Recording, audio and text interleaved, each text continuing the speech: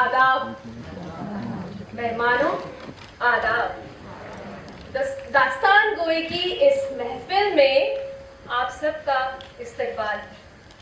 मैं हूँ दास्तान गो आस्था और मैं हूँ दास्तान गो तस्नीम। पेश है खिदमत दास्तान बिंदी की दुनिया।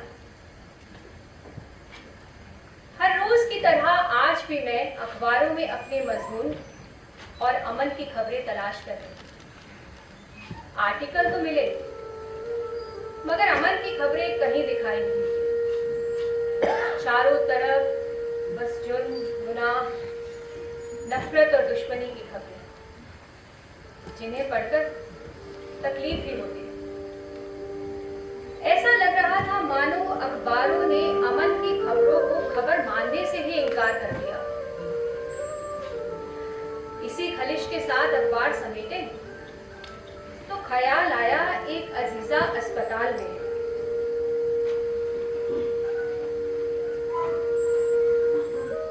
जब मैं अस्पताल पहुंची तो वहां मेरी मुलाकात एक साहिबा से हुई।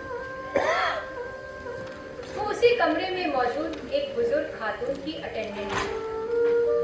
अपनी अजीज मरीजा का हाल जानने के बाद मैं उन बुजुर्ग खातून के पास गई और उनका भी हालचाल पूछा। मैं हिजाब पहनती हूँ, सर ढकती हूँ और वो हिंदू थे। मगर इससे क्या, मजहब कोई भी हो, है तो हम सभी इंसान। मैंने उन्हें हाथ के इशारे से सलाम किया, उनका हालचाल पूछा। उन्होंने मेरी ओर मुस्कुराकर देखा और हाथ के इशारे से जवाब भी दिया। मैं उनके चेहरे के तासुरात पढ़ने की कोशिश कर रही थी। मेरी बीमार अजीजा दवा खाकर सो गई तो मैं उनके पास बैठकर अखबार के वर्ग पलटने लगी कि तभी उन बुजुर्ग खातून की देखभाल कर रही महिला मेरे पास आई और आहिस्ता से बोली, बाजी सलाम। मगर माथे पर बड़ी सी बिंदी लगी थी। मैं हैरत से उसकी ओर देख रही थी। वो मुझे अपनी राम कहानी सुनाना चाहती थी। बाजी, मेरा नाम रजिया है और मैं एक मुसलमान हूँ।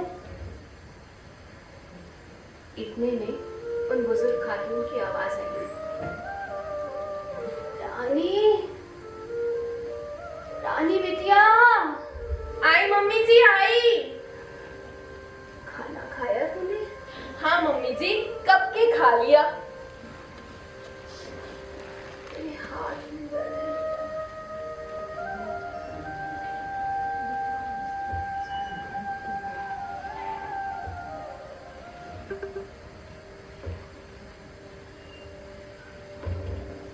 रज़िया बड़ी देर तक उनके हाथ और कंधे दबाती रही और जब वो सो गई तो वो एक बार फिर मेरे पास आकर बैठ गई।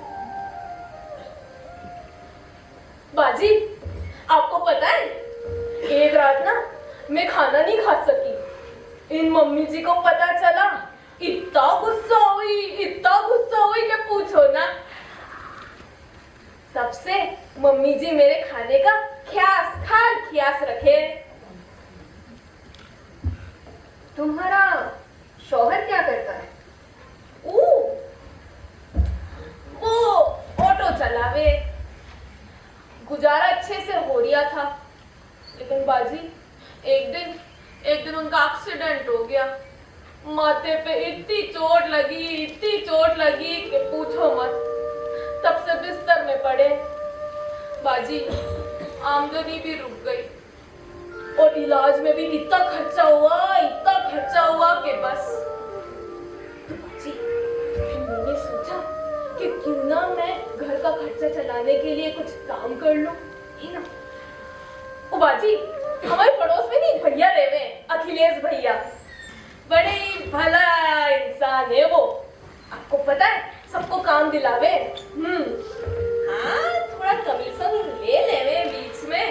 तो मैं उनके पास गई तो मेरे को बोले कि मरीजों की देखभाल का काम कर लोगी? मैं बोली हाँ कर लूंगी। तो बोले कि लेकिन तुमको तुम्हारा नाम बदलना पड़ेगा। हाय हाय, मैं बोली कि जो मेरी आईडी में नाम लिखा है वही तो बोलूंगी। बोले ना ना, वो हम पे छोड़ दो, किसी मरीज को तुम्हारे नाम से दिक्कत हो सके है। मैं बोली खैर। फिर कुछ दिनों बाद नहीं अखिलेश भैया का मेरे पास फोन आया, मेरे को एक अस्पताल का पता बताया और बोले फटाफट फौरन अस्पताल भागो। एक मरीजा का नाम बताया और बोले कि उनके पास पूरी रात रुकना पड़ेगा। ओ बाजी, मैं तो इतनी खुश हुई कि चलो काम तो मिला। मैं सरपट भागी अस्पताल। लेकिन भाग तो हुआ क्या, इस भागम भाग में वो अखिलेश भैया मेरा नया नाम पर बताना भूल गए बाजी, और मैं भी उनसे पूछना भूल गई। अब मैं गई तो मरीजा के घर वालों ने तो मेरे को हाथों हाथ ले लिया। अब मेरे से नाम पूछा तो मैंने अपना नाम रजिया बता दिया। पता है क्या, मेरा नाम सुनते ही वो मरीजा तो जो चीखी बोली, अरे नहीं नहीं, अरे भगाओ इसको बोलो जाए, हटाओ इसको, रे राम राम, ये मेरे को छुए नहीं, ये तो मुसलमान है, भगाओ इसको, मेरे को नहीं चाहे कोई अटेंडेंट। मैं तो सब पका के कमरे से बाहर आई, मेरे को तो कुछ समझ नहीं आया। मैं तो फटाफट अखिलेश भैया को फोन मिलाया, सारा माजरा सुना दिया मैंने। तो बोले कोई बात नहीं, तुम वापस लौट के आ जाओ। बस बाजी, उस दिन से मेरा नाम रानी हो गया। अब तुम्हारा शौहर कैसा? वो ठीक है, ज्यादा काम नहीं कर पावे। तब से बाजी मैं यही काम करूं, गुजारा भी अच्छे से हो जावे।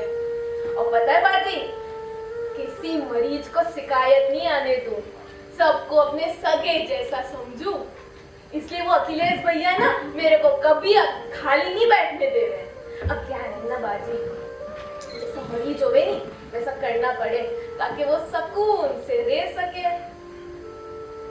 मैं बड़ी हैरत से उसके माथे पर लगी बिंदी को देख रही थी। बोली, बाजी वो मम्मी जी है ना, उनको भी मेरा नाम रानी पता है।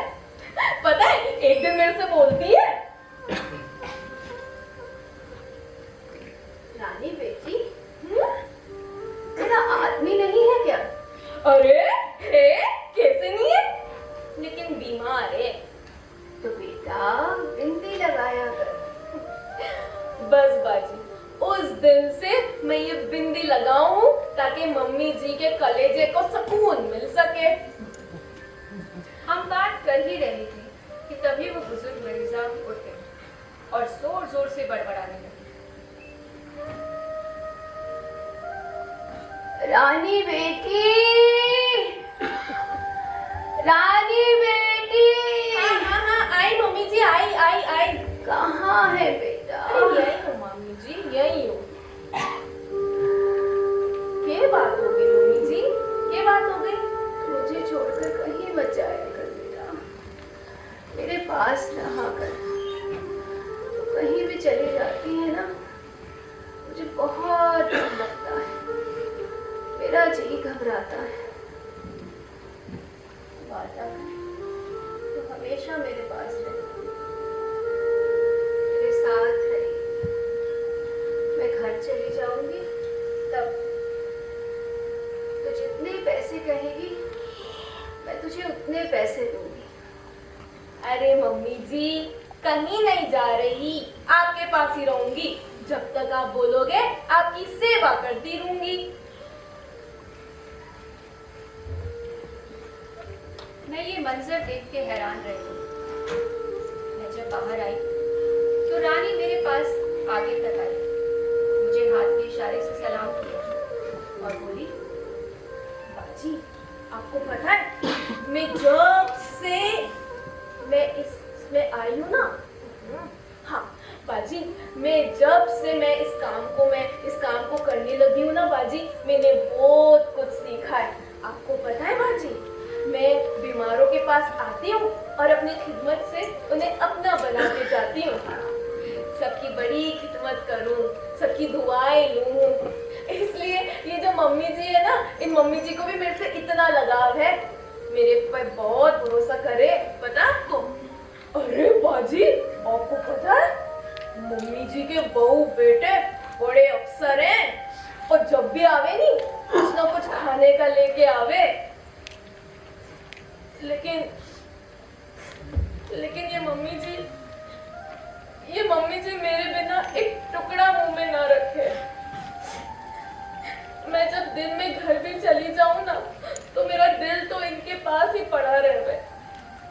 बाजी आपको एक बात बोलूं, हमारे बीच के रिश्ता नहीं है, कोई रिश्ता नहीं है, लेकिन बस मेरी खिदमत और उनका प्यार, और या फिर ये बिंदी जो मैं उनके सुकून के लिए लगाऊं। वो कुछ और बातें करके अपना दिल हल्का करना चाह रही, लेकिन मेरी गाड़ी आ गई और मुझे जाना पड़ा। उसके बाद मेरी रानी और रजिया से कभी मुलाकात नहीं हुई।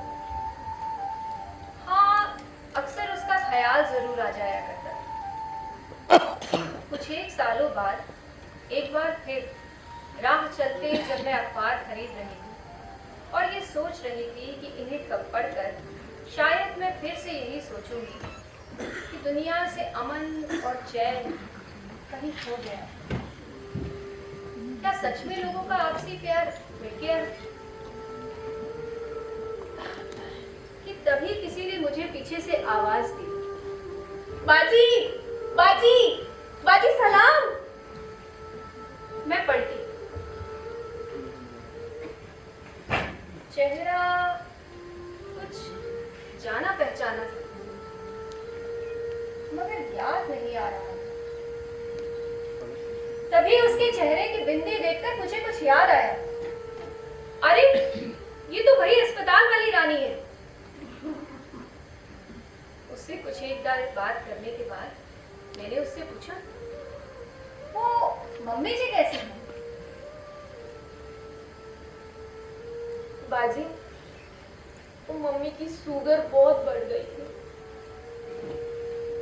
2 साल पहले वो इस दुनिया से चली गई। तो फिर ये बिंदी? ये बिंदी? ऐसा लगता है मम्मी जी आज भी मेरे आसपास हैं और उनका हाथ मेरे माथे पे रखा आशीर्वाद दे दिया है। हम बात कर ही रहे थे कि तभी वहां एक ऑटो रिक्शा आकर रुका और उसमें से एक आदमी तेज आवाज में बोला, अरे ओ रजिया, रजिया, पूजा का सब सामान ले लिया ना? बच्चों को स्कूल से लेकर मम्मी जी के घर भी जाना है। रजिया। बाजी, बाजी, ये मेरा आदमी है, अभी ठीक है। आज मम्मी जी की बरसी है। उनके बच्चे मुझे सगा जैसा मानते हैं। हमें ही उनकी पूजा का सामान लेके उनके घर जाना। अच्छा बाजी, चलती हूँ। सलाम। सलाम। मैं उससे कुछ और बातें करके अपना दिल हल्का करना चाहती, लेकिन उसकी सवारी आ गई और उसे जाना पड़ा। और देखते ही देखते वो ऑटो सड़क के मोड़ पर निगाहों से ओझल गया। मैं उसे जाते देखती रही और सोचती रही कि नफरत की जिस दुनिया की खबरें हम देखते, पढ़ते और सुनते, वो है असल दुनिया या असल दुनिया है रजिया और रानी की बिंदी। हमारा जो फर्ज है वो अहले सियासत जाने, हमारा पैगाम मोहब्बत है जहां तक पहुंचे।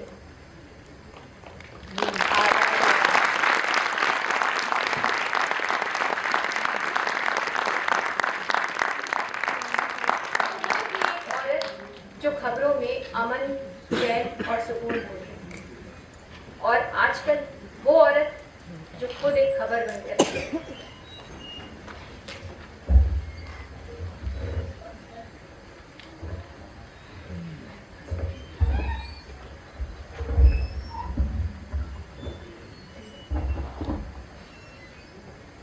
जिसकी बच्ची जवान होती है, किस मुसीबत में जान होती है। बूढ़े माँ बाप के कलेजे पर एक भारी चट्टान होती है। बहनें घर में जवान होती है, भाई चुप है कि कुछ कर नहीं सकता। अरे माँ तो खुद घुल घुल के मरती है। बाप बेटी को सह नहीं सकता। जी में आता है खुद अपने हाथों से, जी में आता है खुद अपने हाथों से अपनी बच्ची को दफना दे। लाल जोड़ा तो दे नहीं सकते, लाल जोड़ा तो दे नहीं सकते, लाल चादर से कफना दे। ये भी दुल्हन है, ये भी दुल्हन है घर से जाती है, ये भी दुल्हन है घर से जाती है। मौत मुफलिस को क्या सुहाती है। ये भी दुल्हन है घर से जाती है, मौत मुफलिस को क्या सुहाती है। ये सुहागन है, इसे कांधा दो, ये सुहागन है, इसे कांधा दो, खूने जिगर से पाला है। ये सुहागन है, इसे कांधा दो, खूने जिगर से पाला है। उसकी तुरबत पर जाके लिख देना, उसकी तुरबत पे जाके लिख देना, जर परस्तों ने मार डाला है। उसकी तुरबत पर जाके लिख देना, जर परस्तों ने मार डाला है, जर परस्तों ने मार डाला है, जर परस्तों ने मार डाला है।